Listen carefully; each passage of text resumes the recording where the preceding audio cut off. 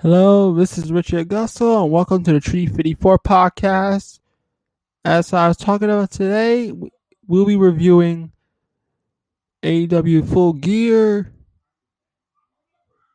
and that's my brother. He's doing something, so let's do the review. We'll be reviewing the buy-in right about now, starting with the NWA Women's World Champion Serena Deeb versus Allison Kay. It started with D taking control with a clinical technical wrestling. Following the opening bell, after K got a host of kicks in on D in the quarter, D was able to catch K with her head between the ropes and connect with a brutal neck breaker. K was able to turn the tide and begin focus on the neck of Deeb with multiple sleeper holds. K followed up with an Alabama slam that resulted in a long 2 count. However, Deeb rolled out of the ring after K hit an AK-47, which is one of the K's signature moves. K went out to get Deeb on the outside. When the two were attempting to get back into the ring, Deeb was able to get controlled by a dragon screw in the ropes. Deeb attempted to pin K, but K got a leg on the bottom rope.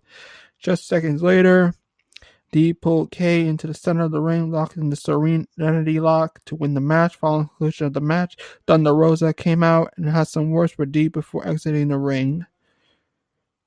Deeb has defeated Alyssa Kay by submission to retain the title. And here's my thought on this match. It was a great match. This is a great opening, a buy-in. If this was used to get the buy-in, to get people to buy the Full Gear, I would definitely buy that shit in a second. I recommend it. On the way, okay. Here's a break from our sponsor, and after that, we will continue on with the review. Alright, we are back. Let's begin with the main show. We'll start with Kenny Omega versus Hangman Page for the AEW Championship Elimination Tournament final match. Kenny Omega has defeated Adam Page with the One-Winged Angel. Let's talk about it. It was smooth as hell in the initial strikes and the story of counters. The competitiveness was speeding up. Teasing big moves, predicting each other, big power bomb on the ramp. Jim Ross claims a slobber knocker of a fight. The segments of moves before the Deadeye was sick. And it was. Then Kenny landed the One-Winged Angel, and K is now the number one contender for Moxley's world title. Alright, next up, Orange Cassidy versus John Silver. It was the least favorite of the match on the card was next, and Pockets starts with the typical stuff. Pockets, the pants are ripped at the pants. Every time Orange runs to the ropes, something seems off. There's something off. Something decent, flurry of unpredictable maneuvers. Cassidy defeats one member of Jobber Order. Yeah, I call them Jobber Order. You know, they do have their moments. They're still the Jobber Order. Yeah. You know what? I still call them the Dark Order. They're doing okay. Now we got Darby Allin versus Cody Rhodes for the TNT Championship. Now, before that, we're going to get into the wrestling news. In wrestling news, Cody got his last name back against WWE for the first time being heard in AEW. Darby is named nimble as all his past great stuff has been with Cody.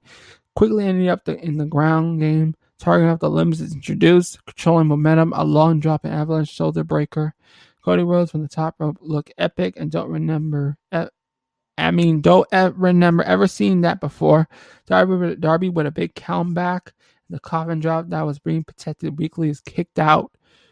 Then they fight and exchange rolled up, done in a great way where Darby gets the surprise when in his face on the TNT Championship. So basically, Darby Allin is the new champion, and then Team Taz excited a brawl. They tried to break Darby's arm, but Will Hobbs came to the aid. This match was pretty good. It was a good match. And I was happy that Cody Rhodes got his name back. So it was a good match. On with Shida versus Nyla Rose. Sheeta got the early advantage until the chair is set up to be launched off. The David versus Goliath story was next to be established due to power differences. Vicky got her cheap shots in as well. Nyla steals the cheap finisher after a blow and flipping the double middle finger.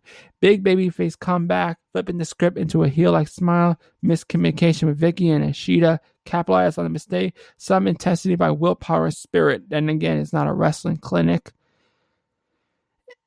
And it was a good match. Well, it was a good match, but it was still a little bit bad. The women's match was a little bit, well, it was not good, but decent. And then Tony Khan did promise to rebuild the women's division. So here we go on to the Young Bucks versus FTR for the Tag Team Championships. With the stipulation the Young Bucks had put on themselves, it was highly predictable who would win. A dream match for years, the long battle attrition started with injury shoots. 15 minutes in when the hook line sinker become relevant. Gained traction, dramatic appeal. Nifty moves were in combination with back and forth. Wheeler even took to the top rope to do opposite of knot flips and tapped a springboard 45-50. The super kick party and the new tag team champions. Very engaging, not enough delivery unless it's the start of a longer feud. It's more likely a longer feud, but it will happen at a later date. Alright, when we get back, we got one last break, so when we get back, we'll continue with the final part of the review. And we're back. Now, Matt Hardy versus Sammy Guevara, the Elite Deletion match. Honestly, it's every deletion match is the same. Because I love the original, although the sequels did not push the boundaries even further. Hardy Compound had all the tropes of firework fights, cinematic shots, tables, ladders. Ortiz, Santana, Private Party, Gangrel, and Hurricane Hells made flat appearances. By the end, they isolated the main two to give us some sort of conclusion, which I liked, which is a good thing. We need a conclusion to this Matt Hardy versus Guevara feud, and that was our conclusion. We'll hand it to us, and that's good for us. On with MJF versus Jericho. All right, here's my take. Ever since that musical, I've not been hyped for this. Full of bad guy exchanges, distractions. The best thing was MJF stealing the lights on jacket gimmick Y2J had back in WWE. Potential to qualifications anywhere. Anything else was a brawl or a glory. An Edgar like flop and a roll off with 1 to 3. Jericho not too mad with henchmen being stopped. The fuck? If MJF were to have this inner circle turn on Jericho, this better be the payoff for that. This better be the payoff. I bet, you know what? I hope the payoff with the inner circle and MJF turn on just Jericho. That should be the payoff for this thing between MJF and just Jericho. I mean, Chris Jericho. Alright, on to the main event. Jon Moxley versus Eddie Kingston in an I Quit match for the AEW World Championship. This was a savage beauty that can describe that took a place, delivering as a hardcore main event. It began with styles of fisticuffs, a hopefully gimmick breaking off a finger, barbed wire bat impact to the internal organs, then to be smashed right into Kingston's face. There was also more brutal methods with rubbing alcohol on wounds, stomping on testicles, sending a message. Eddie's mentality of not giving up was respectable. The finish was a threat of death with barbed wire to the neck, the best way for a realistic vocal retreat. Overall, the show was pretty okay. Now on to my take on this whole show. Here's the thing. Full Gear marked the AEW final pay-per-view of 2020 calendar year, and naturally, in the end, it did not disappoint. The AEW World Champion was a brutal I Quit match. Yes, Eddie Kingston literally threw everything but the kitchen sink and Moxley, thumbtacks, rubbing alcohol, barbed wire. Y'all know that already.